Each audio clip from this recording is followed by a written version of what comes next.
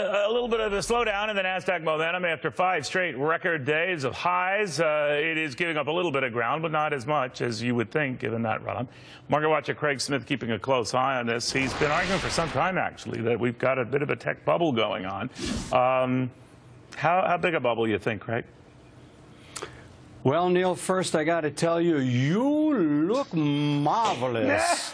It's so good to see you. Thank you, my friend, and thank you for your kind words earlier. Hey, it's so good to see you back, Neil. A tech bubble in terms of the 1999-2000, no, we don't have a tech bubble like that. I think the NASDAQ companies and the tech companies have done a wonderful job learning how to monetize their technology, how to create earnings, how to diversify their corporations, like we see Tesla with SpaceX or Amazon with Calico and developing molecular-type drugs.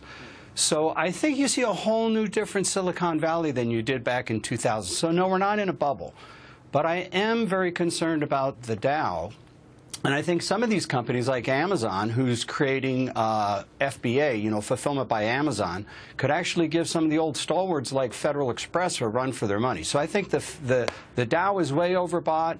But no, I don't think NASDAQ's in a bubble. I do think you're going to see some pullbacks. And hey, it had to have a good year this year, Neil, in 2016. I mean, the device makers made a lot of money just replacing all of Hillary's missing phones and destroyed phones and email servers. But let me ask you a little bit. I had Mark Cuban here a little while back in the week, and he was talking about the idea that uncertainty breeds selling, and that the uncertainty of either a Donald Trump improving in the polls or to his liking, God forbid, winning the election, this is Mr. Cuban speaking, that you're going to have a big old sell-off, and it's going to get ugly. Do you buy that?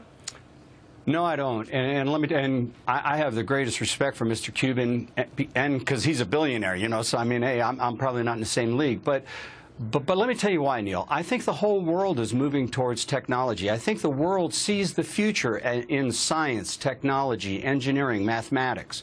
And as a direct result of that, the Silicon Valley people have captured that. And that's why you're seeing all this move. If you go on to any of their websites right now for employment, you'll see scientists wanted, scientists wanted, scientists wanted. So I think the world, look, Mario Draghi today told us very clearly the world's still in a mess. I mean, we saw the Bund move from 0.9% negative to 0.6% negative. What a great improvement. The world is moving towards technology. They see robotics, they see drones, they see all these things, Neil. And I think that's going to open up a whole new area of business.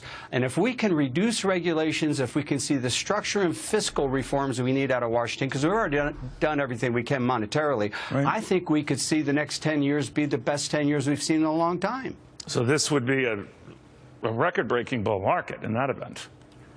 Well, I'm still concerned about the dollar, Neil. I still think that the dollar is the dirty, you know, the cleanest sheet in the dirty closet, okay? And I suspect we're going to see major breaks in the dollar, and that concerns me for people that have their money in cash that are worried about the markets, and they're losing on not making a return with interest, and they could lose on the devaluation of the dollar. But that being said, people are going to put their money somewhere, and I think as it relates to stocks, it's going to be science and technology stocks. Interesting. All right. Good talking again, my friend. Be well. Good seeing you, Neil. All righty. In the meantime, Donald Trump is set in a few more minutes, depending on the exact time.